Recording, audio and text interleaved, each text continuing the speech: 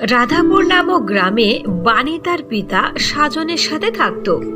বাণীর যখন 6 বছর হয়েছিল তখনই তার মা মারা গিয়েছিল।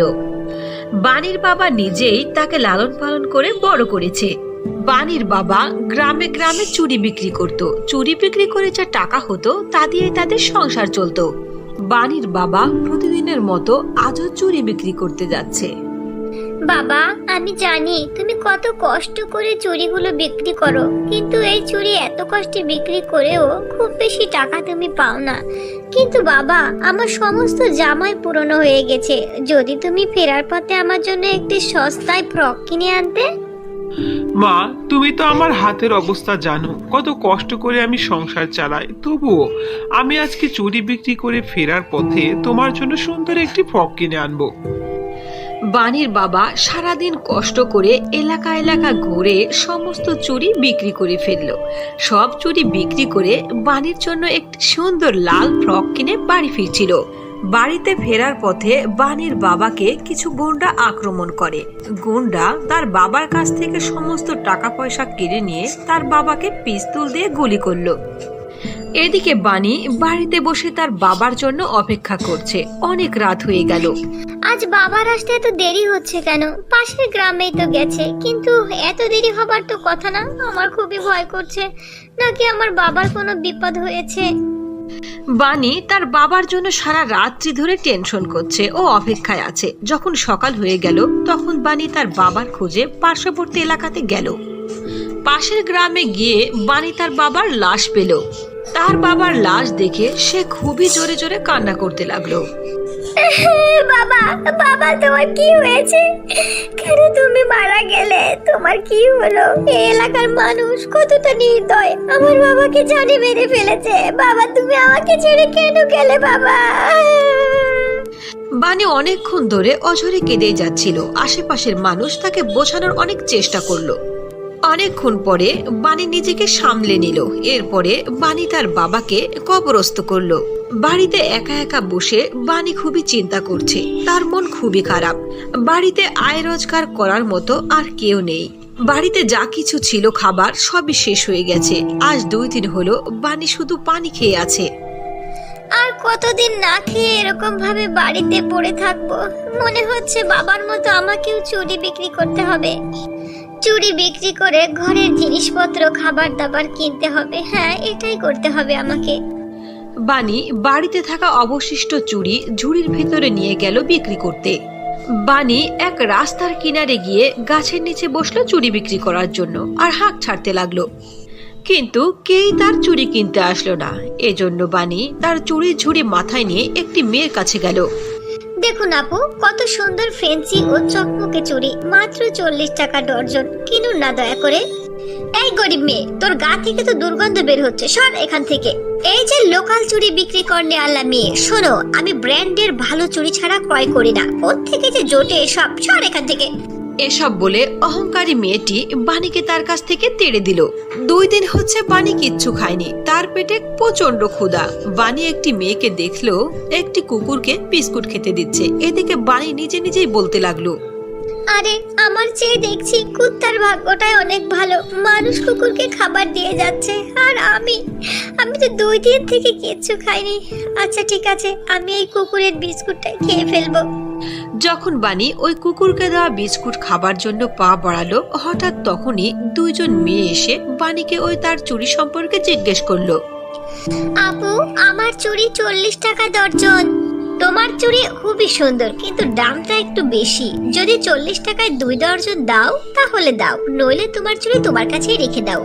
বাণী মনে মনে ভাবতে লাগলো, কুকুরের ঝোটা খাবার চেয়ে নিজের ক্ষতিতে চুড়ি 2 দর্জন বিক্রি করে ফেলি। লস দিয়ে চুড়ি বিক্রি করে ওই টাকা দিয়ে বাণী তার জন্য খাবার ক্রয় করে বাড়ি ফিরছিল। বাড়ি ফেরার পথে বাণী দেখতে পেল একজন বৃদ্ধ লোক। লোকটিকে খুবই চিন্তিত দেখাচ্ছে। তাই বাণী লোকটির কাছে এগিয়ে গিয়ে লোকটিকে জিজ্ঞেস করলো, বাবা, আপনার কি হয়েছে? এত চিন্তিত দেখাচ্ছে কেন আপনাকে? মা, 4 দিন হলো আমার ছেলে ও ছেলের বউ আমাকে বাড়ি থেকে বের করে দিয়েছে। আমি এদিকে ওদিকে ঠোকর খাচ্ছি, কেউ আমাকে কিছু খাবার জন্য দিচ্ছে না। আমি ক্ষুধার্ত খুবই মা। আমি এতিম, এই পৃথিবীতে আমার কেউ নেই। আপনি আমার সাথে আমার বাড়িতে যেতে পারেন। হ্যাঁ বাবা, চলুন আমার বাড়িতে। বাড়িতে গিয়ে এই খাবারই আমি আপনাকে খেতে দেব। দেখুন, এই দেখুন আমি খাবার কিনেছি। আমার মনে হচ্ছে আমার থেকে আপনারই বেশি ক্ষুধা লেগেছে। চলুন বাবা। একথা শুনে বৃদ্ধ বাবা মুহূর্তের মধ্যেই একটি খুবই সুন্দর পরীতে পরিণত হলো। এরপরে পরী বাণীকে বলল, আমি এক সপ্তাহ ধরে মানুষের থেকে সাহায্য চাচ্ছি, কেউ আমাকে সাহায্য করতে রাজি হয়নি। শুধু তোমাকেই পেলাম যে আমাকে সাহায্য করতে প্রস্তুত আছো। আমার জাদুর চুড়ি এমন জায়গায় রাখা আছে যেখান থেকে শুধু ওই মানুষই আনতে পারবে যার মধ্যে ধন সম্পদের কোনো লোভ নেই। আমি তোমার মধ্যে কোনো লোভ লালসা দেখিনি। তোমার মনটা খুবই পবিত্র। তুমি কি আমাকে সাহায্য করবে? বাণী পরীকে সাহায্য করার জন্য প্রস্তুত হয়ে গেল। এরপরে বাণী পরীর বলা মোতাবেক রাস্তাতে গিয়ে দেখতে পেল সেখানে রাখা আছে জাদুর একজোড়া স্বর্ণের চুড়ি আর জাদুর একজোড়া রূপার চুড়ি। তবে জাদুর সোনার চুড়ির ভেতর থেকে আওয়াজ আসলো, আমি জানি তুমি আমাকে নিয়ে যেতে এসেছো, কিন্তু তার আগে তোমাকে আমি পরীক্ষা করে নেব। তোমাকে আমি এখন কিছু প্রশ্ন করব, তুমি এই প্রশ্নের সঠিক সঠিক উত্তর দেবে। আমি যদি তোমাকে বলি তোমার সামনে শুধু সুখ আর সুখ, তুমি কি এই কথা বিশ্বাস করবে? না জাদুর সোনার চুড়ি, এই কথাকে আমি কিছুতে বিশ্বাস করব না। কারণ কোনো মানুষের মধ্যে শুধু সুখ থাকতে পারে না, সুখ আর দুঃখ দুইটিই থাকে। তুমি একেবারে সঠিক উত্তর দিয়েছো, এই জন্য তুমি এখন আমাকে তোমার সাথে নিয়ে যেতে পারো। আমরা দুই চুড়ি মিলে তোমাকে এত ধন সম্পদ দেব যে তোমাকে কখনো কোনো অভাব স্পর্শ করবে না। আচ্ছা ঠিক আছে, কিন্তু তুমি জাদুর এই সোনার চুড়ি আর জাদুর এই রূপার চুড়িকে পরীকে কিছুতেই দেবে না। তুমি আমাদেরকে তোমার সাথেই রাখবে, ঠিক আছে? না না, আমি এটা কিছুতেই করব না। এটা করা কিছুতেই ঠিক হবে না। ধন সম্পদের কোনো লোভই আমার মধ্যে নেই। আমি এই জাদুর সোনা ও রূপার চুড়ি পরীকেই নিয়ে দেব, কারণ পরী আমার উপরে ভরসা করেছে। আমি কখনোই তার বিশ্বাসকে ভেঙে দিতে পারবো না। আচ্ছা ঠিক আছে, তুমি আমাদের দুইজনকে তোমার সাথে নিয়ে যেতে পারো আর পরীকে দিতে পারো। বাণী জাদুর সোনা ও রূপার চুড়ি নিয়ে পরীকে দিয়ে দিল। এটা দেখে পরী বাণীকে বলল, বাণী, তুমি খুবই ভালো মেয়ে, তোমার মনটা একেবারেই পবিত্র। আমি রূপার জাদুর চুরির সাহায্যে পরীলোকে চলে যেতে পারবো, আর তুমি এই জাদুর স্বর্ণের চুড়িকে তোমার কাছে রেখে দাও। এই জাদুর স্বর্ণের চুড়ি তোমার সমস্ত প্রয়োজনকে পুরা করবে। তোমার কখনো কোনো জিনিসের কমতি হবে না। এরপরে পরী সোনার জাদুর চুড়িকে বাণীকে দিয়ে দিল আর রূপার জাদুর চুরির সাহায্যে সে পরীলোকে ফিরে গেল।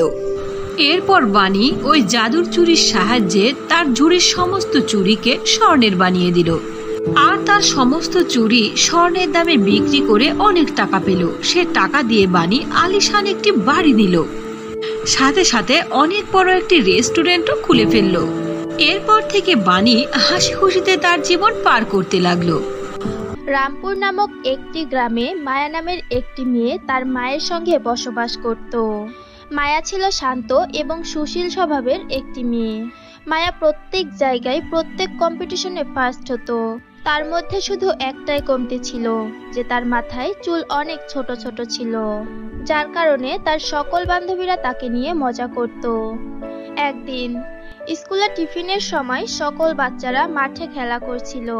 তখন তাদের কাছে মায়া যায় আর বলে, আমি কি তোমাদের সাথে খেলতে পারি? মায়া, তোমার মাথায় তো চুলই নেই, আর তুমি যদি আমাদের সাথে খেলো তাহলে না আমাদের চুলও তোমার মতো হয়ে যায়। মায়া, তোমাকে দেখে তো এমনটা মনে হচ্ছে যে তুমি কিছুদিনের মধ্যে টেকো হয়ে যাবে। এমন ভাবেই মায়ার সকল বান্ধবীরা মায়াকে নিয়ে ভীষণ মজা করে, কিন্তু মায়া এর কোনো প্রতিবাদ করে না। সে চুপচাপ তার বান্ধবীদের কথাগুলো শুনে যায়। সে তাদের কোনো কথার উত্তর দেয় না, কিন্তু মায়া মনে মনে ভীষণ কষ্ট পায়। সে কি বা করবে, এর কারণে সে চুপচাপ সেইখান থেকে চলে যায় আর বেঞ্চের ওপর একা একা বসে সকল বাচ্চাদের খেলা করতে দেখে। এমনই একদিন মায়া স্কুল থেকে বাড়িতে যাচ্ছিল। তখন সে রাস্তাতে আহত একটি পাখিকে দেখতে পায়, যাকে আকাশ থেকে উড়ে আসা একটি চিল শিকার করতে যাচ্ছিল। এইটা দেখে মায়া তাড়াতাড়ি সেই পাখিটির কাছে যায় আর একটি লাঠি দিয়ে সেই চিলটিকে ভয় দেখিয়ে সেইখান থেকে তাড়িয়ে দেয়। পাখিটি যন্ত্রণায় ছটফট করছিল। মায়া সেইখান থেকে পাখিটিকে উঠিয়ে নিজের বাড়িতে নিয়ে আসে আর বাড়িতে তার খুব ভালোভাবে সেবা যত্ন করে। ছোট্ট পাখি, এখন তুমি খুব তাড়াতাড়ি ঠিক হয়ে যাবে, এরপর তুমিও খোলা আকাশে উঠতে পারবে। তখন সেই পাখিটি একটি পরীতে বদলে যায়, যেটা দেখে মায়া ভীষণই ভয় পেয়ে যায়। ভয় পেও না মেয়ে, আমি পরিলোকের কেশ পরি। আমি পরিলোক থেকে পৃথিবীলোকে বেড়াতে এসেছিলাম। তখন পাতাল লোকের এক রাক্ষসের নজর পড়ে আমার ওপর, আর ও আমাকে খাবার জন্য আমাকে পিছু করে। এর কারণে আমি আমার জীবন বাঁচানোর জন্য একটি পাখির রূপ ধারণ করি, আর ও এটা দেখে একটি চিলের রূপ ধারণ করেছিল। ছোট্ট বাচ্চা, আজকে তুমি আমার জীবন বাঁচিয়েছো। আজকে যদি তুমি না থাকতে তাহলে হয়তো ওই দুষ্ট রাক্ষস আমাকে খেয়েই ফেলতো। তোমাকে অনেক অনেক ধন্যবাদ ছোট্ট বাচ্চা। জানি না তোমার এই ঋণ আমি কিভাবে শোধ করব। তোমার নাম কি? পরি, আমার নাম মায়া, কিন্তু সবাই আমাকে টেকো বলে ডাকে, কারণ আমার মাথায় চুল নেই, যার কারণে কেউ আমার সঙ্গে বন্ধুত্বও করে না, আর আমার সাথে কেউ খেলতেও চায় না, আর আমার বান্ধবীরা আমাকে নিয়ে খুব মজা করে। মায়ার কথা শুনে কেশপরি মুচকি হাসে এবং বলে, আচ্ছা, তাহলে তোমার জীবনে এই সমস্যা? আমি তোমার এই সমস্যা এক্ষুনি দূর করে দিচ্ছি। কি? আপনি আমার এই সমস্যা এক্ষুনি দূর করে দেবেন? কিন্তু কিভাবে? আমি তোমার চুল অনেক লম্বা, ঘন আর কালো করে দেব। আপনিও না ভীষণ মজা করতে পারেন। চুল কি আবার এত তাড়াতাড়ি হয় নাকি? চুল বড় হতে তো বছরের পর বছর লেগে যায়। মায়া, তুমি ভীষণ সহজ সরল। এই নাও, এটা একটি জাদুর চিরুনি। এই চিরুনিটা দিয়ে তুমি প্রতিদিন তোমার চুল আঁচড়াবে, তাহলে দেখো তোমার সকল সমস্যার সমাধান হয়ে যাবে। কিন্তু মায়া, একটা কথা মনে রেখো, এই চিরুনিটি কখনো ভুল উদ্দেশ্যে ব্যবহার করবে না, তাহলে কিন্তু এটা অন্যরকম প্রভাব ফেলবে। এইটা বলে কেশপরি সেই চিরুনিটি মায়াকে দিয়ে দেয় আর বলে, মায়া, এখন আমার যাবার সময় হয়ে গেছে। রানী পরি মনে হয় আমার জন্য চিন্তা করছে। এখন আমাকে পরিলোকে ফিরে যেতে হবে। এইটা বলে পরি মায়ের থেকে বিদায় নিয়ে পরিলোকে ফিরে যায়। এইদিকে মায়া পরীর থেকে জাদু